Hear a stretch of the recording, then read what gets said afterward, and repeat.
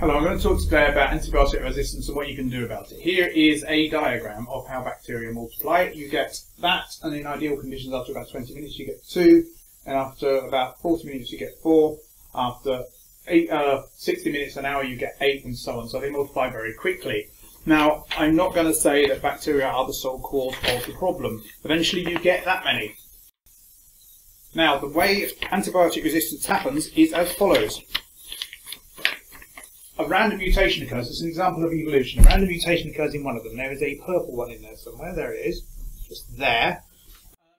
And what happens then is you nuke it with the antibiotics. They colonize their environment. You nuke it with antibiotics. Wipe all of that lot out. Like that. And then only the purple one survives. And then the purple one goes on to multiply in the same way. And you can't use the antibiotic against it. Now, they've said today in the news that it's quite dangerous that this is happening, and obviously it is happening. They reckon in about 20 years' time, the kind of antibiotics they will be able to use will make hip replacements, organ transplants, and cancer treatment very difficult because they won't be able to kill the bacteria that result from it.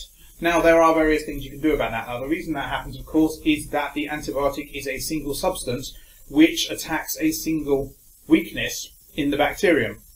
So one of the answers is obviously herbal remedies and essential oils, because they have a wide variety of different compounds that attack the bacterium in loads of different ways. For example, Echinacea, which I don't like by the way, is a hyaluronidase inhibitor. In other words, it reduces the ability of bacteria to dissolve the barriers between it and the place it wants to get to infect, as it were. And that is one solution.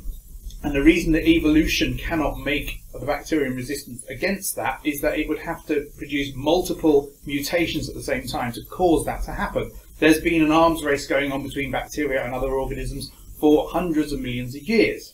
So that's not going to happen. But that's not the only approach. Another approach, so you end up with that anyway, another approach is to use bacteriophages. Now, bacteriophages are viruses which attack bacteria, and it works as follows. You have a syringe-like virus attacking a bacterium.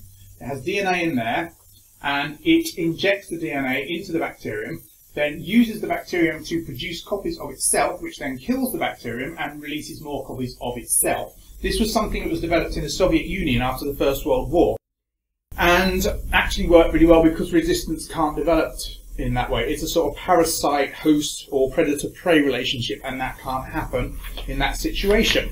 So that's another approach that you can be taken to it. There is another approach as well, which is to strengthen the barriers and the resistance of the organism against the bacterium. Bacteria are naturally in the environment anyway, and we have evolved to resist them. And we can do things like strengthen our immune system, strengthen the barriers, like the mucous membranes, for example, increase flow of liquids out of the body, such as tears, sweat, and so forth. And urination, like diuretics, can also help with that. And that's the approach partly that herbalists take to it. I also want to point out that the pharmaceutical industry, for some reason, only develops a very narrow range of medicines. For example, the so-called non-steroidal anti-inflammatories are all the same kind of drug. They're actually cyclooxygenase inhibitors, whereas there are very many different places at which the inflammatory process could be interfered with, but there are only steroids and cyclooxygenase inhibitors on the whole. And this could also be another approach taken, is that actual proper new drugs could be developed instead. One of the reasons that antibiotics are effective in the way that they are that they are largely developed from molds and substances found within molds. And as a result, they don't kill fungi because they actually are fungi, and as a result, they lead to more fungal infections. So that's one of the results. But I would actually generally say that if you want to deal with antibiotic resistance, that is how you need to do it. You need to use phage therapy. You need to use complex, such as herbal remedies, essential oils, complex substances to resist it. And you also need to increase the mechanical barriers to infection. This won't necessarily address directly the problems that cancer patients and transplant organ recipients and hip replacement operation people will actually encounter, but it will prevent the bacteria from becoming resistant in the first place if something is done about it now. But of course it won't be, because of the alienation of use and exchange value. If you like this video, please rate, comment, subscribe and share. If you dislike it, tell me why you don't like it.